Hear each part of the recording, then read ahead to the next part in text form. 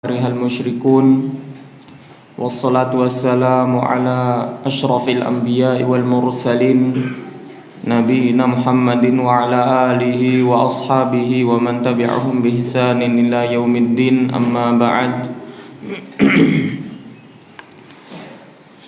Qala Allah azza wa jalla fi kitabihil karim, ya ayyuhalladzina amanu taqullaha haqqa tuqatih wa la tamutunna illa wa antum muslimun. Ya ayyuhalladzina amanu taqullaha wa qulu qawlan sadida yuslih lakum a'malakum wa yaghfir lakum dhunubakum wa man yuti'illaha wa rasulahu faqad faza fawzan 'azima. Ma'asyiral muslimin rahimani wa rahimakumullah.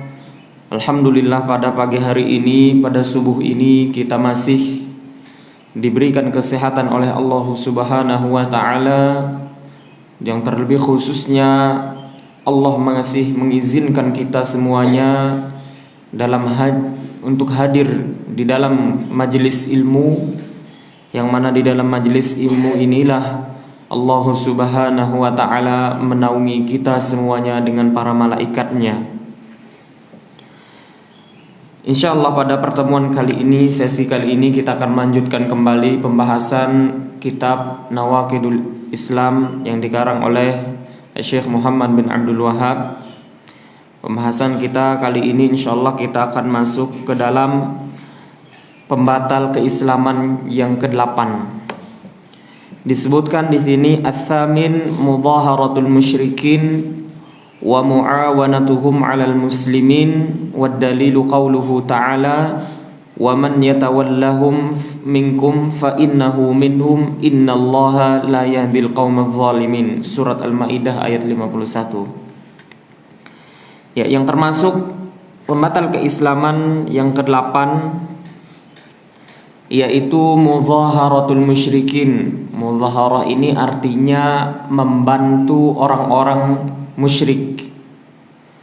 Wa mu'awanatuhum 'alal muslimin, dan juga menolong mereka, membantu mereka orang-orang musyrik ini untuk mengalahkan orang-orang Islam. Nah, dan ini tentu hal ini tidaklah terjadi melainkan pasti dari orang-orang yang kufur kepada Allah Subhanahu wa taala. Dan maksud daripada mudhaharah yaitu menolong orang-orang musyrik ini, membantu mereka terkhususnya untuk mengalahkan orang-orang Islam, untuk menjadikan agama Islam itu rendah, untuk menjadikan agama Islam ini agama yang tidak dianggap. Dan yang terkhusus lagi hal ini terjadinya apabila di dalam kancah peperangan atau di medan peperangan, ketika orang-orang Islam bertemu dengan orang-orang kafir, maka sebagian orang-orang Islam ini malah membantu orang-orang musyrik atau orang-orang kafir, terkhususnya agar kaum muslimin itu menjadi kalah, menjadi lemah, dan agama Islam ini hancur berantakan. Maka hal ini patut kita waspadai. Dan hal ini tentu tindak laku daripada orang-orang yang munafik. Orang-orang munafik ini kalau di halayak ramai mereka menampakkan keislaman dan keimanannya, tapi ketika mereka di belakang mereka menjelek-jelekkan agama Islam, atau bahkan ingin menghancurkan agama Islam. Dan kemudian, dan tentu ini hal yang menjadikan seseorang itu bisa murtad atau batal keislamannya, atau bahkan mengeluarkan dia dari agama Islam. Dan hal ini adalah tindak kekufuran kepada Allah Subhanahu wa taala. Kemudian disebutkan dalil yang mendasari bahwasanya membantu orang-orang musyrik, menolong mereka agar mengalahkan orang-orang Islam ini termasuk dari pembatal keislaman. Allah Subhanahu wa taala berfirman di dalam surat Al-Maidah ayat yang ke-51, wa man yatawallahum minkum fa innahu minhum. Siapa saja yang menjadikan orang-orang kafir itu sebagai kawan dekat mereka atau menolong mereka, maka sesungguhnya dia termasuk daripada golongan orang-orang kafir ini. Kalau kita menilik ayat sempurna daripada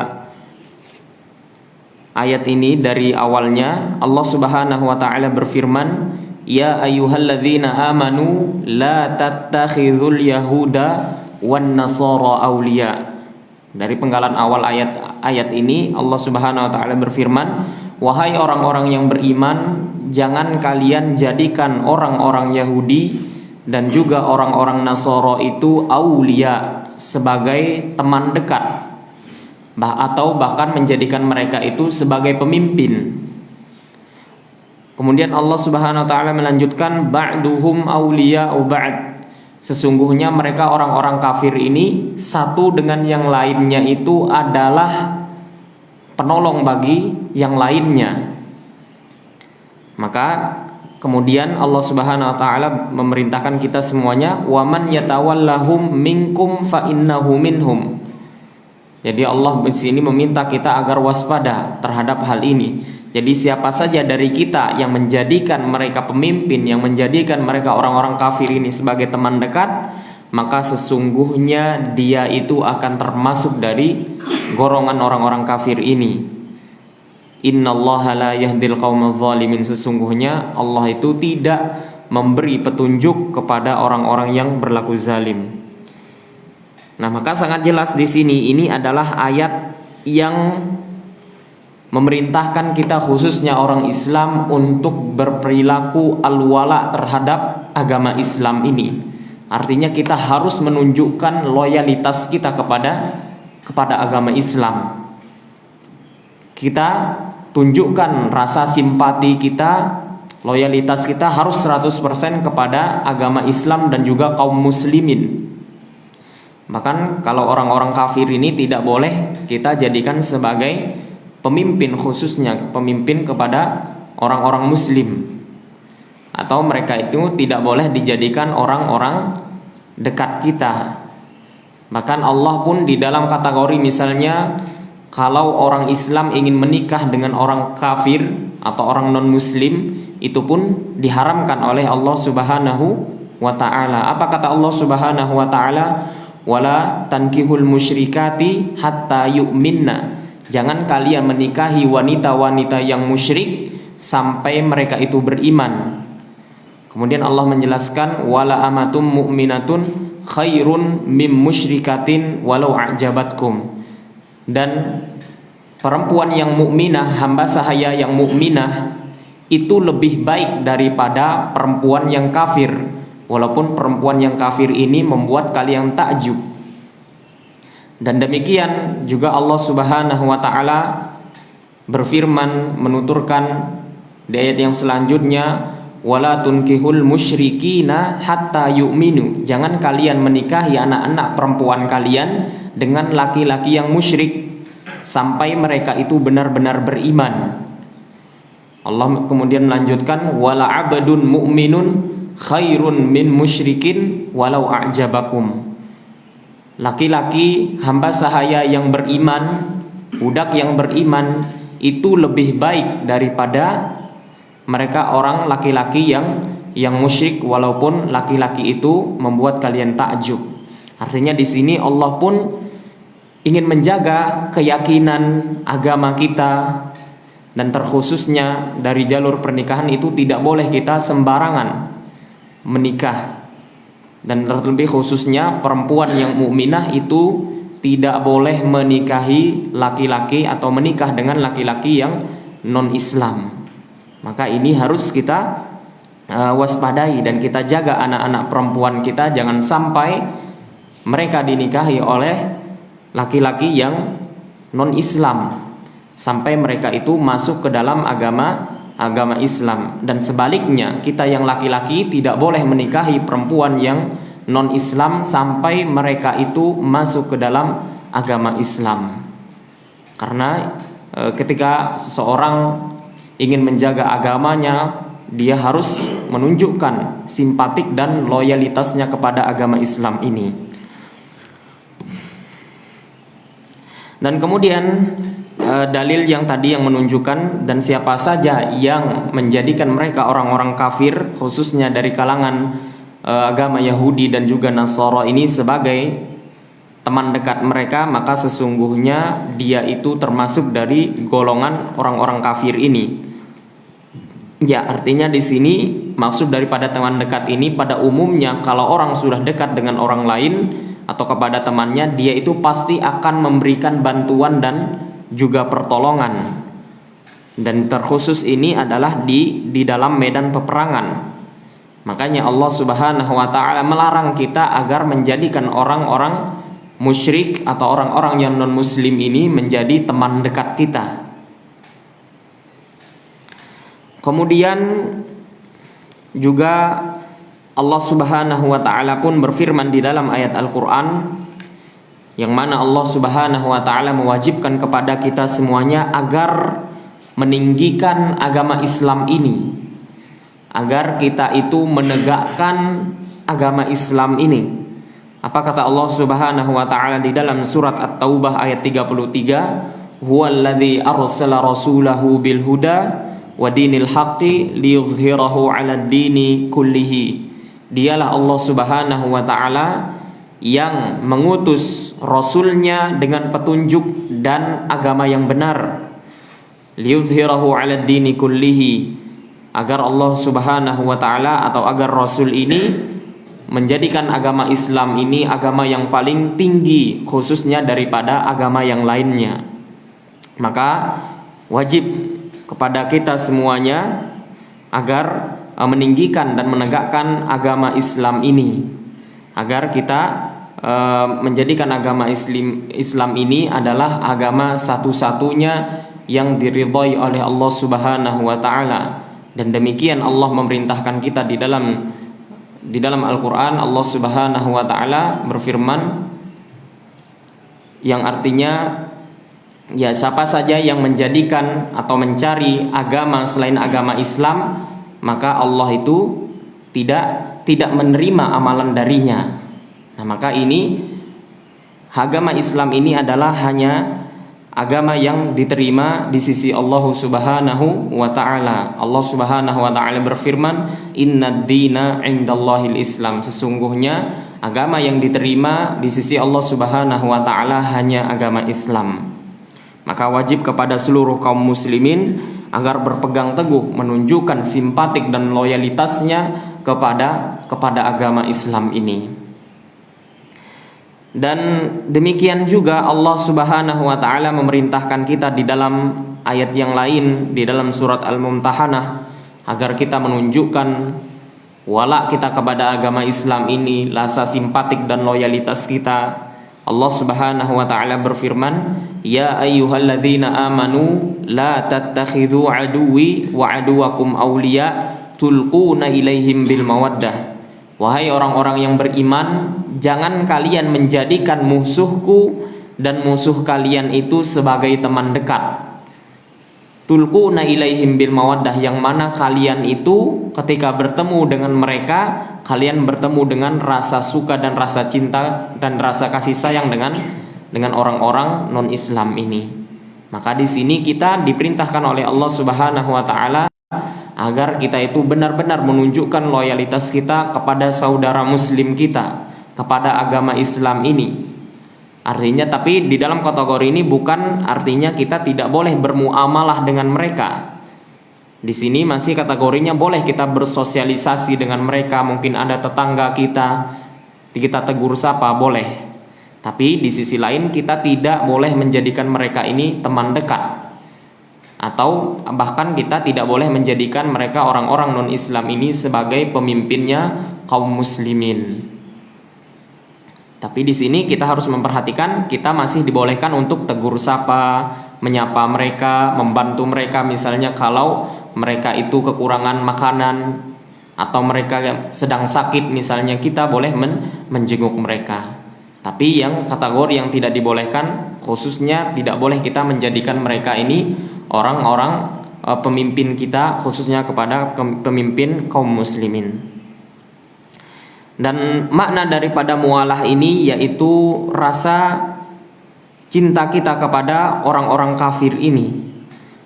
Maka hal ini kita tidak boleh memberikan kepada mereka. Dan khususnya kita tidak boleh menjadikan orang-orang non-Islam ini sebagai teman dekat kita, karena kita sudah dilarang oleh Allah Subhanahu wa taala agar menjadikan mereka teman dekat kita. Dan ini tentunya adalah termasuk daripada dosa besar yang harus kita jauhi semuanya. Kemudian pembatal keislaman yang kesembilan yaitu siapa saja yang meyakini bahwasanya sebagian orang itu dibolehkan untuk keluar dari syariat Nabi Muhammad sallallahu alaihi wasallam sebagaimana Nabi Khidir itu keluar dari syariat Nabi Musa alaihi salam, maka hal ini hukumnya kufur atau dia statusnya orang kafir. Nah, kenapa hal ini kita tidak bolehnya keluar dari ajaran, khususnya dari syariat atau ajaran tuntunan dari Nabi kita Muhammad SAW? Karena hal ini adalah berupa mendustakan syariat Nabi kita Muhammad SAW. Ya, maksudnya maknanya keluar ini maksudnya meninggalkan, tidak mau mengamalkan ajaran dan juga tuntunan dari Nabi Muhammad SAW. Dan ketahuilah bahwasanya Nabi kita Muhammad SAW ini telah diutus kepada seluruh umat manusia tanpa terkecuali, mau orang Asia, mau orang Amerika, mau orang Rusia dan sebagainya, mau orang Arab. Ini semua kelompok atau semua jenis ras, suku dan bangsa itu Nabi kita Muhammad SAW diutus kepada mereka semuanya.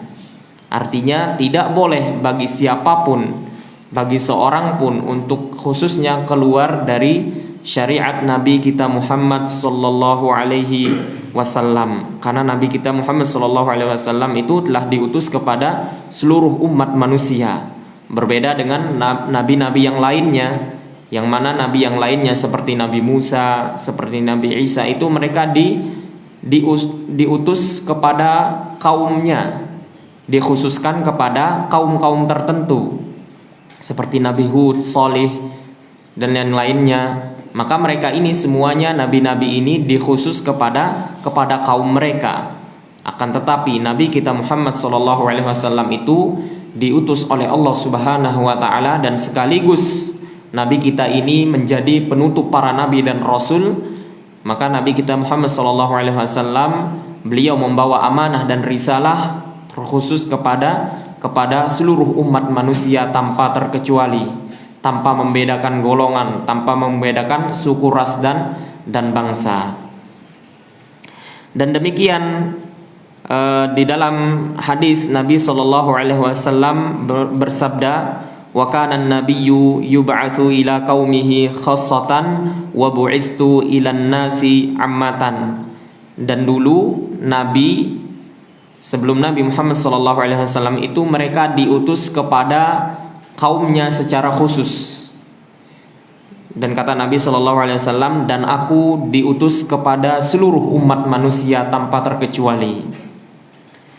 Dan syariat Nabi kita Muhammad SAW ini bukan untuk kaum-kaum tertentu. Nah, di sini poin pentingnya. Nah, ini coba perhatikan, di sini poin pentingnya, bahwasanya agama Islam ini bukan agama orang Arab. Agama Islam ini bukan agama untuk hanya orang Arab. Jadi semua syariat yang dijalankan, semua tuntunannya itu bukan hanya orang Arab. Karena ada sebagian orang yang menganggap, bahwasanya agama ini kan atau syariat ini budaya dari orang Arab. Mereka bilang seperti itu. Kalau kita menilik secara historis atau secara sejarah, bahwasanya sebelum datangnya agama Islam ini orang Arab pun dalam jahiliyah, misalnya seperti nikob atau kerudung yang dipakai oleh wanita, itu orang Arab sebelumnya tidak memakainya. mereka itu tidak memakai jilbab sebagaimana yang wanita-wanita kita hari ini muslimah memakainya. Itu mereka tidak memakainya, tidak memakai kerudung, tidak memakai jilbab sebelum datangnya syariat atau tuntunan Nabi kita Muhammad sallallahu alaihi wasallam. Artinya ini menunjukkan bahwasanya agama Islam ini adalah agama bagi seluruh umat manusia, tidak dikhususkan bagi karangan orang Arab saja.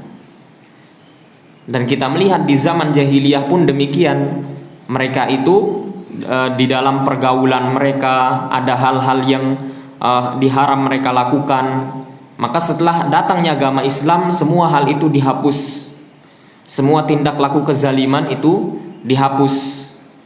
Mereka diperintahkan khususnya misalnya untuk mengenakan jilbab untuk wanita-wanita muslimah, yang mana sebelumnya mereka tidak mengenakannya, atau mengenakan niqab misalnya. Nah, ini sebelumnya belum ada di kalangan orang Arab dan bukan dari termasuk budaya mereka. Maka dengan datangnya agama Islam ini mereka disyariatkan. Jadi jilbab atau pakaian misalnya yang lebar untuk wanita itu bukan dari budaya orang Arab, tapi murni dari syariat dan tuntunan Nabi kita Muhammad sallallahu alaihi wasallam. Maka tidak ada lagi alasan agar kita berpaling dari tuntunan tersebut, karena ada sebagian orang yang berdalih, yang mencari-cari alasan, niqab ini bukan dari agama Islam, itu kan budayanya orang Arab. Tapi kalau kita menilik historis sejarahnya sebelum datangnya Nabi Muhammad SAW, khususnya di zaman jahiliyah dan sebelumnya, itu mereka tidak memakai jilbab sama sekali. Atau khususnya mereka itu tidak menggunakan pakaian yang lebar atau pakaian yang syar'i. Dan wanita-wanita pada zaman jahiliyah itu sering diganggu. Bahkan di zaman Nabi kita pun mereka sering diganggu. Maka ketika itulah diturunkannya syariat agar wanita itu berhijab. Di dalam surat Al-Ahzab Allah Subhanahu wa taala berfirman, "Ya ayyuhan nabiyyu qul li azwajika wa banatika wa nisa'il muslimina yudnina 'alaihinna min jalabibihin." Ini sudah sangat jelas bahwasanya jilbab ini adalah syariat dari Allah Subhanahu wa taala. Apa kata Allah Subhanahu wa taala di dalam surat Al-Ahzab? "Wahai Nabi, katakanlah kepada istri-istrimu dan juga anak-anakmu dan juga wanita kaum muslimin agar mereka itu mengulurkan kain mereka atau kain jilbab mereka ke arah dada mereka, agar maksudnya menutup aurat mereka." Nah, ini sudah jelas bahwasanya jilbab atau niqab ini adalah syariat dari Allah Subhanahu wa taala. Dan sebabnya turun ayat ini disebutkan sababun nuzulnya bahwasanya dulu wanita atau istri-istri Nabi itu sempat diganggu oleh orang-orang munafik, sampai datang salah seorang sahabat mengadu kepada Rasul, "Wahai Rasulullah, ini orang-orang munafik ini mengganggu istri-istrimu, mengganggu nisa kaum muslimin." Maka turunlah ayat yang mewajibkan agar wanita muslimah itu berpakaian dengan pakaian yang menutup aurat mereka. Maka tujuan daripada syariat hijab ini adalah apa kata Allah Subhanahu wa taala, "Dzalika adana ayyurafna fala yu'zain," agar wanita-wanita muslimah itu tidak diganggu, khususnya orang-orang yang memiliki penyakit, khususnya mereka orang-orang yang yang berlaku fasik dan munafik kepada kaum muslimin. Maka ini sudah sangat jelas tuntunan Nabi kita Muhammad sallallahu alaihi wasallam adalah tuntunan yang paling sempurna. Jadi bukan adat dan budaya semata. Jadi murni syariat ini adalah syariat dari Allah Subhanahu wa taala yang dituturkan melalui lisan Nabi kita Muhammad sallallahu alaihi wasallam. Jadi bukan adat ataupun budaya daripada orang Arab tersebut. Kemudian dan syariat Nabi kita Muhammad SAW itu diutus kepada seluruh umat manusia. Artinya seluruh umat manusia yang telah mendengar kedatangan Nabi Muhammad SAW atau orang yang yang mendakwahi syariat Nabi SAW, ketika mereka sudah mendengarnya, maka mereka harus masuk ke dalam agama Islam. Dan Allah Subhanahu wa taala berfirman di dalam surat Al-Anbiya, Allah Subhanahu wa taala berfirman, "Wa ma arsalnaka illa rahmatan lil alamin." Dan tidaklah kami mengutusmu wahai Muhammad melainkan sebagai pemberi kasih sayang bagi seluruh alam. Dan juga Allah Subhanahu wa taala berfirman di dalam surat Al-A'raf ayat 185, "Qul ya ayyuhan nas inni rasulullahi ilaikum jami'a." Wahai para manusia seluruhnya, sesungguhnya aku ini adalah utusan Allah Subhanahu wa taala untuk kalian seluruhnya. Artinya mau manusia, mau bahkan sampai jin pun Nabi SAW telah diutus kepada mereka semuanya. Dan yang paling penting, ya, ada sebuah syubhat apabila seseorang itu mengatakan, kan boleh kita keluar dari syariat Nabi Muhammad SAW sebagaimana Nabi Khidir itu keluarnya dari syariat Nabi Musa alaihissalam. Maka hal ini adalah tindak kekufuran. Kita ketahui bahwasanya Nabi Khidir itu berbeda dengan Nabi Musa alaihissalam. Nabi Musa diutus kepada kaumnya khusus, Nabi Khidir pun diutus kepada kaumnya khusus. Jadi mereka boleh saja berbeda dalam syariat mereka. Tapi kalau mereka semua ini, kalau mereka misalnya Nabi Musa masih hidup di zaman ini, maka yang harus diikuti adalah syariat Nabi Muhammad SAW. Atau semisal dengan Nabi Isa alaihissalam yang Allah sudah angkat ke atas langit, nanti di akhir zaman Nabi Isa ini akan diturunkan oleh Allah Subhanahu wa taala. Maka Nabi Isa ini pun harus mengikuti syariat dan tuntunan Nabi kita Muhammad sallallahu alaihi wasallam. Maka hal ini adalah menunjukkan bahwasanya syariat Nabi kita ini adalah syariat penutup seluruh syariat dari yang pertama sampai Nabi kita Muhammad sallallahu alaihi wasallam. Kemudian dan sangat jelas Nabi sallallahu alaihi wasallam menjelaskan di dalam hadis beliau, "Lau kana Musa hayyan baina azharikum ma halalahu illa an yattabi'ani." Sangat jelas Nabi sallallahu alaihi wasallam mengatakan, jikalau Nabi Musa ini masih hidup di antara kita, maka tidaklah dibolehkan baginya melainkan Nabi Musa ini harus mengikuti syariat Nabi Muhammad sallallahu alaihi wasallam. Ini menunjukkan Nabi kita sallallahu alaihi wasallam ini adalah sebagai penutup para nabi dan rasul. Artinya tidak ada lagi syariat setelah Nabi kita Muhammad sallallahu alaihi wasallam melainkan syariat beliau. Tidak ada lagi nabi yang diutus, rasul yang diutus, melainkan beliaulah akhir daripada nabi dan rasul ini. Maka tidak boleh bagi seseorang untuk meninggalkan syariat Nabi kita Muhammad sallallahu alaihi wasallam dengan alasan apapun. Karena banyak orang yang mencari-cari alasan, mencari-cari syubhat, mencari-cari kerancuan agar orang itu meninggalkan syariat Nabi kita Muhammad sallallahu alaihi wasallam. Kemudian pembatal keislaman yang terakhir, yang ke-10, yaitu al-i'radu an dinillah, berpaling dari agama Allah Subhanahu wa taala. Ya, ini mungkin hampir mirip dengan yang nomor 9 tadi, keluar atau berpaling dari syariat Nabi Muhammad sallallahu alaihi wasallam. Tapi yang ke-10 ini lanjutannya apa? La yata'allamahu wa la ya'malu bihi. Dia itu tidak ingin belajar atau tidak mau mengamalkan ajaran Nabi kita Muhammad sallallahu alaihi wasallam. Maka hal ini pun tindak laku kekufuran kepada Allah Subhanahu wa taala. Dan dalil yang mendasari ini adalah bahwasanya berpaling dari agama Allah, tidak mau belajar atau tidak mau mendalaminya, tindak kekufuran.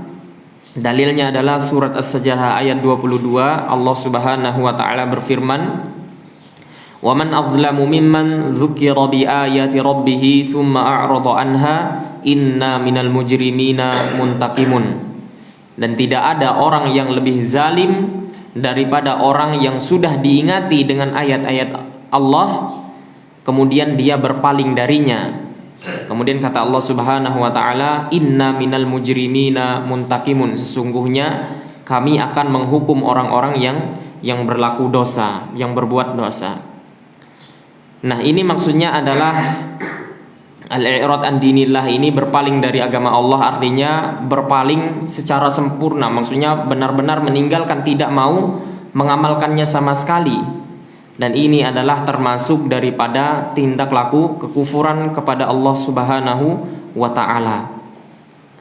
Dan banyak sekali dari kalangan ulama yang menjelaskan bahwasanya apabila manusia itu telah masuk ke agama Islam, maka wajib bagi mereka untuk mengamalkan seluruh syariat Islam ini tanpa terkecuali, dan tidak boleh meninggalkan satupun ajaran syariat Islam ini. Bahkan kalau dia tidak mau mengamalkannya, maka dikategorikan dia sebagai orang yang kufur kepada Allah Subhanahu wa taala, atau bahkan dia menentangnya.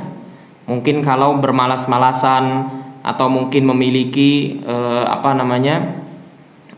atau kejahilan misalnya yang dia miliki, maka ini mungkin masih ringan. Tapi kalau dia statusnya, tarafnya atau levelnya sudah sampai menentang, maka ini pun sudah termasuk tindak kekufuran kepada Allah Subhanahu wa taala.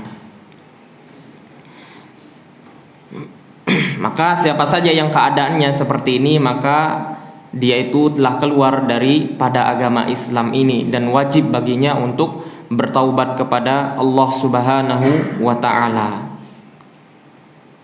Dan yang paling penting di dalam hal ini adalah permasalahan kepada orang misalnya yang tidak memiliki ilmu, atau mereka yang ada di pedalaman. Nah, maka hal ini tentunya mereka adalah dihukumi sebagai orang-orang yang jahil. Maka wajib kepada kita semuanya agar kalau bisa menyampaikan kepada orang-orang yang ada di pedalaman, atau misalnya suku-suku misalnya yang berada di pedalaman misalnya. Nah, maka mereka ini dihukumi sebagai status orang yang jahil dan tidak tahu. Maka wajib kepada kita untuk menyampaikan kepada mereka semua kalau kita memiliki kemampuan. Dan orang seperti ini, mereka yang khususnya yang jahil, yang tidak tahu, khususnya mereka yang di suku pedalaman, itu tidak dihukumi sebagai orang yang kufur kepada Allah Subhanahu wa taala karena kejahilan mereka.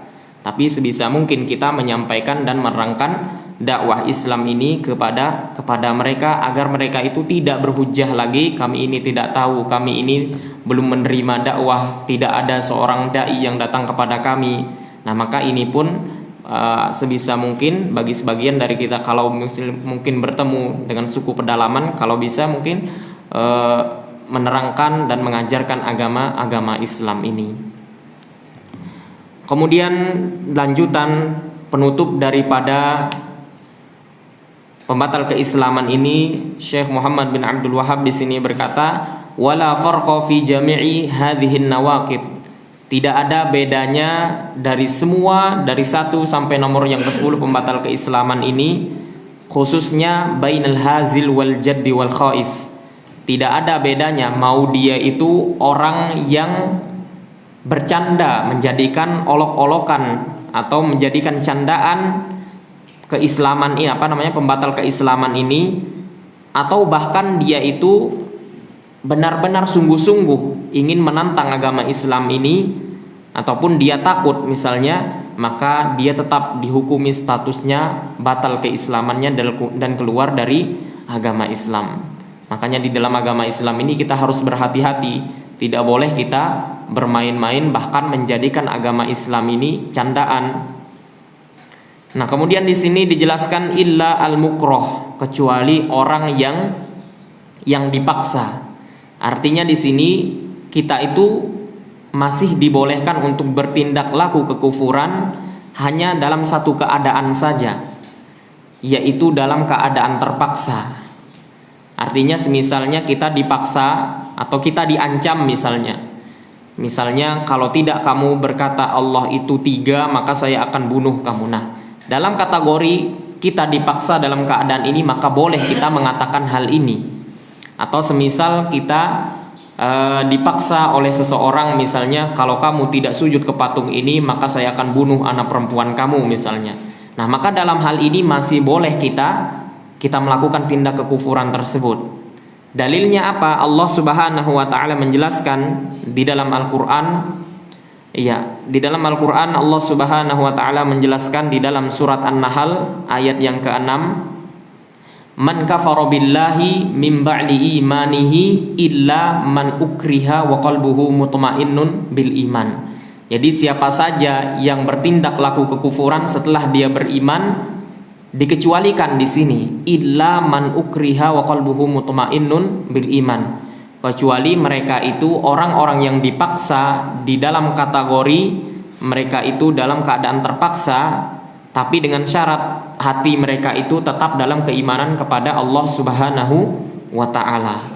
Maka dalam kategori kita terpaksa, dipaksa atau dalam keadaan terancam, maka dalam hal ini kita masih dibolehkan, diringankan oleh Allah untuk melakukan tindak kekufuran. Tapi dengan satu syarat, hati kita itu harus tetap beriman kepada Allah dan tenang beriman kepada Allah Subhanahu wa taala.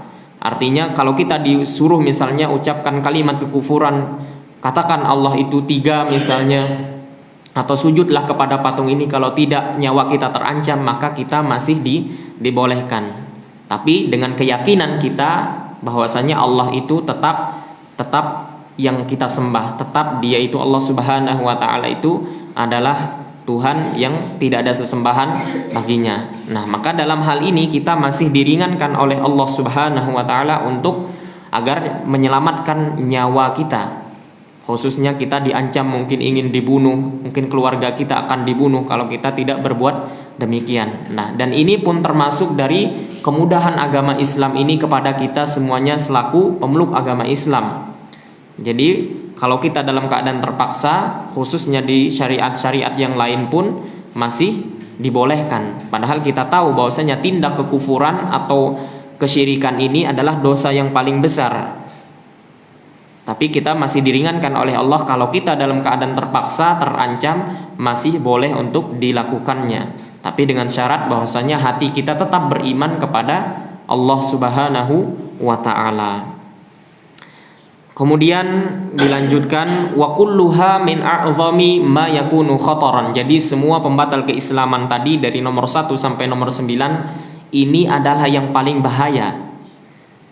Ini adalah yang paling berbahaya. Wa aktsaru ma yakunu wuqu'an, dan semua pembatal keislaman tadi dari nomor 1 sampai nomor 10 ini adalah yang sering terjadi, yang paling berbahaya dan paling sering terjadi pada umumnya. Fayan bagi lil muslim an yahdharoha, maka selayaknya bagi seorang muslim agar berhati-hati dengan pembatal keislaman yang 10 ini. Wa yakhafa minha ala nafsihi, dan dia harus waspada dan juga dia harus khawatir terhadap dirinya dari pembatal keislaman ini.